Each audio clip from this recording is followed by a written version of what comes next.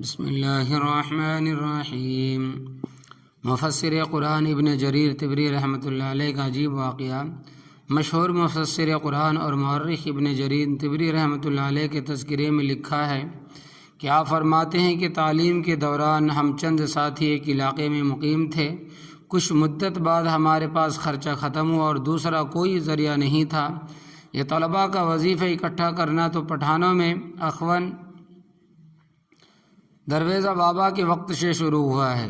چنانچہ ہم نے واپس گھر جانے کا ارادہ کیا اور اپنا سامان اکٹھا کرنے لگے۔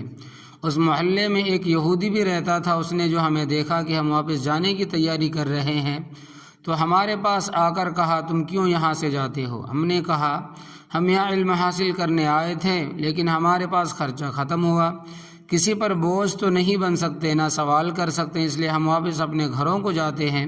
اس نے دریافت کیا کہ تمہارا ماہانہ کتنا خرچہ بنتا ہوگا؟ ہم نے حساب لگا کر کہا کہ اتنے روپوں کی ضرورت ہوگی۔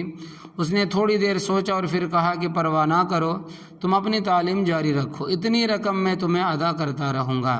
ہم نے کہا کہ آپ تو یہودی مذہب سے تعلق رکھتے ہیں اور ہم مسلمان طالب علم ہیں، آپ کس طرح ہمارے ساتھ اتنی ہمدردی اور تعاون کرتے ہیں؟ اس نے کہا کہ اس سے تمہیں کیا غرض، بس اپنا تعلیم جاری رکھو اور مجھ سے خرچہ لے لیا کرو۔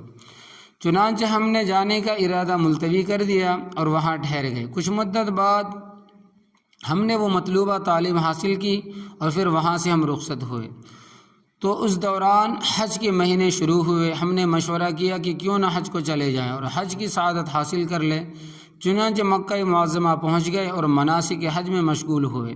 ایک دن ہم طواف کر رہے تھے کہ میری نظر اس یہودی پر پڑی جو ہماری مالی خدمت کرتا تھا اور کچھ فاصلے پر طواف میں مشغول ہے۔ میں نے ساتھیوں سے کہا کہ دیکھو، یہ شخص وہ یہودی تو نہیں جو ہماری خدمت کیا کرتا تھا؟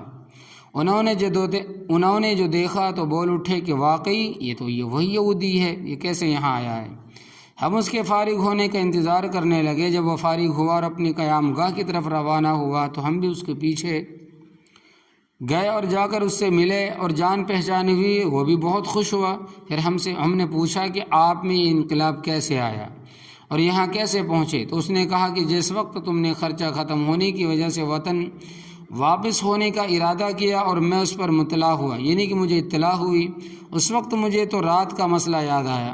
اس وقت مجھے میرے پاس جو تورات کی جو کتاب ہے اس کا مسئلہ مجھے یاد آیا۔ تورات میں لکھا ہے کہ بہترین صدقہ وہ ہے جو دین کے طالب علم پر خرچ کیا جائے۔ میں نے سوچا کہ اس وقت تورات کا کوئی طالب علم تو ہے نہیں اور یہ لوگ قرآن کے طالب علم ہے، اور قرآن بھی آسمان کتاب ہے، قرآن بھی آسمانی کتاب ہے، تو ان کی خدمت کر کے میں بھی یہ فضیلت حاصل کر لوں گا۔ تو اسی جذبے کے پیش نظر میں نے تمہیں وطن جانے سے روکا اور ٹھہرایا۔ پھر جب تم تعلیم مکمل کر کے چلے گئے تو میں نے رات کو تمہارے پیغمبر حضرت محمد الرسول اللہ صلی اللہ علیہ وسلم کو خواب میں دیکھا کہ مجھے مسلمان ہونے کی مبارکباد دے رہے ہیں کہ مبارک ہو، تم مسلمان ہو گئے۔ صبح کو جب بیدار ہوا، اٹھا تو اپنی بیوی سے اس خواب کا ذکر کیا تو وہ حیران ہو کر بولی کہ ایسا خواب تو میں نے بھی آج رات دیکھا ہے۔ حتیٰ کہ تمام اہل خانہ، پورے گھر والے جو 17 افراد تھے، سب نے اس رات یہی خواب دیکھا تھا۔ چنانچہ ہم نے اس کو اشارہ غیبی سمجھا اور ہمیں یقین ہوا کہ روئے زمین پر اسلام ہی واحد سچا اور حق دین ہے۔ چنانچہ اسی دن ہم نے اسلام قبول کر لیا اور پھر دل میں حج کرنے کا شوق پیدا ہوا، اور اب ہم تمام اہل خانہ دولت ایمان کے ساتھ ساتھ حج بیت اللہ کی سعادت بھی حاصل کر رہے ہیں۔ یہ واقعہ سن کر ہمیں بڑا تعجب ہوا اور اللہ تبارک و تعالیٰ کا شکر ادا کیا کہ ہم لوگ اس یہودی گھرانے کے مسلمان ہونے کا سبب بنے۔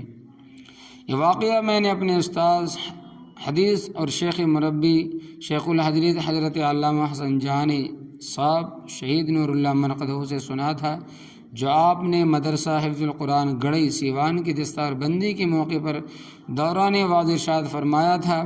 احقر نے اس کے کچھ اشارات اس وقت قلم بند کیے تھے اور اب اپنی یادداشت سے اپنا الفاظ بطور روایت بالمعنی میں اسے ضبط کر لیا تاکہ بھول نہ جائے۔ اگر ضبط تحریر میں کچھ کمی بیشی ہو گئی ہو تو وہ میری ہی طرف منسوب ہوگی اور حضرت علامہ موصوف اس سے بری الذمہ ہے۔ صدق اللہ العظیم.